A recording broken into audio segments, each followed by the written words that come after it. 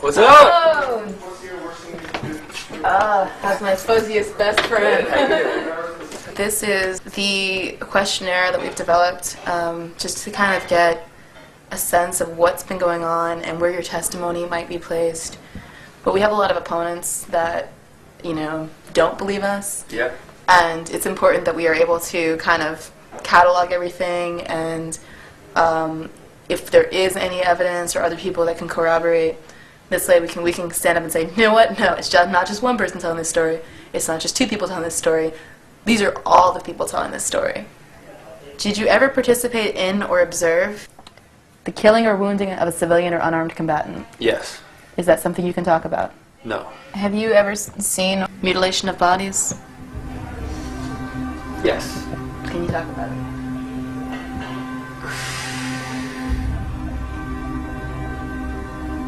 No. How prevalent was the use of racist or derogatory terminology towards civilians? If so, which terms? Very prevalent.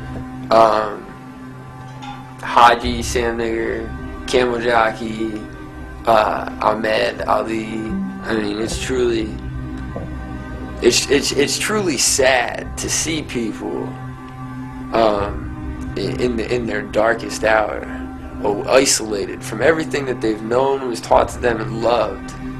It's horrible to see how people operate outside of those things, because they have no value on themselves when they're placed in environments where the people have no value for them. I think a lot of good soldiers are going to keep taking orders, and I don't think that they're orders that they want to take, and I don't think that they're going to do things that they want to do, but I think they're going to continue to do them until they're asked not to do them. This is destroying you and me, and it takes away any chance that we may have a normal functional lifestyle, because we've been reduced to living like animals.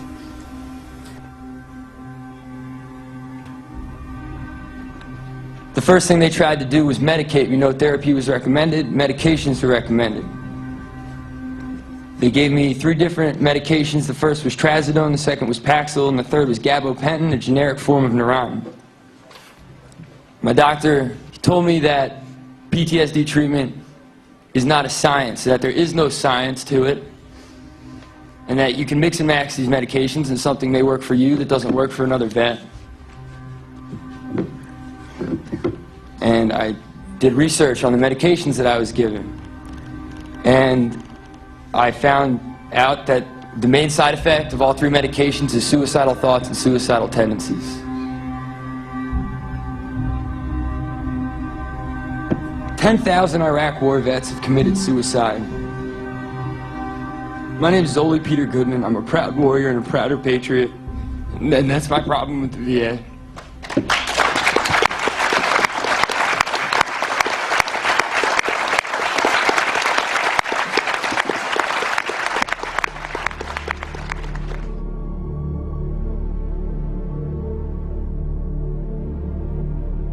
I'm from Belmore, town in Long Island, New York, 20 minutes out of Manhattan.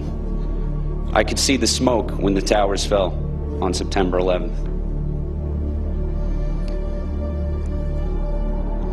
I signed up as a forward observer, one of the most dangerous, powerful jobs in the military. My job was to go out and basically annihilate the enemy when we received contact. I joined the Army to kill people. There was a little boy on an alleyway to my left, on top of a building, and he was holding up a stick as if to mock having an AK-47, and he was pointing it at me, pretending to shoot. I positively identified my target. I trained my weapon on him and thought for a couple minutes, I hate these Iraqis. I hate these kids who throw rocks and bricks at me. This is my chance. I can kill this kid just to take one out of the couple million of them out. It took me a lot of thinking to not pull that trigger that day. I could have killed a 6-year-old boy. I could have killed someone's son. But I didn't.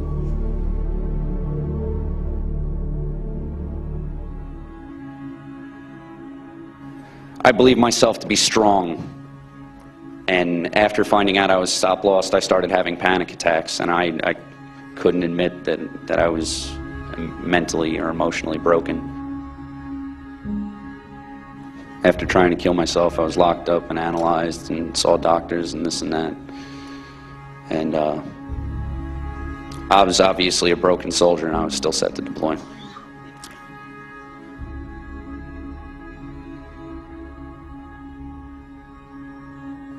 So I deliver pizzas on Wednesdays. That's what I am now, a pizza delivery boy. I was a sergeant, I was a leader, I was a very good soldier.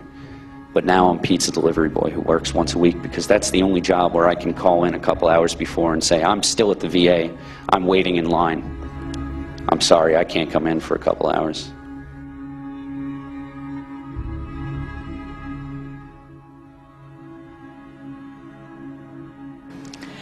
Jeffrey's death should never have happened. He was caught between the humanity of what he saw and what he had to do. My son was let down by the government, who sent him to fight their war of choice and destroyed his soul. At about 11:30, Jeffrey asked me if he could just sit in my lap and I could rock him.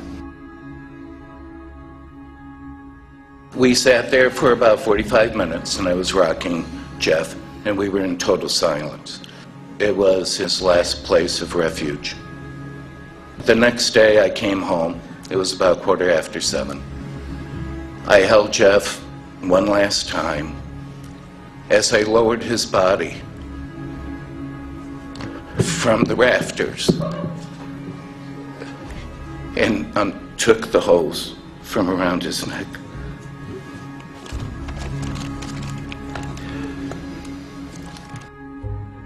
After Jeffrey died, we found a note in the cellar, and it said, "I am truly embarrassed of the man I became.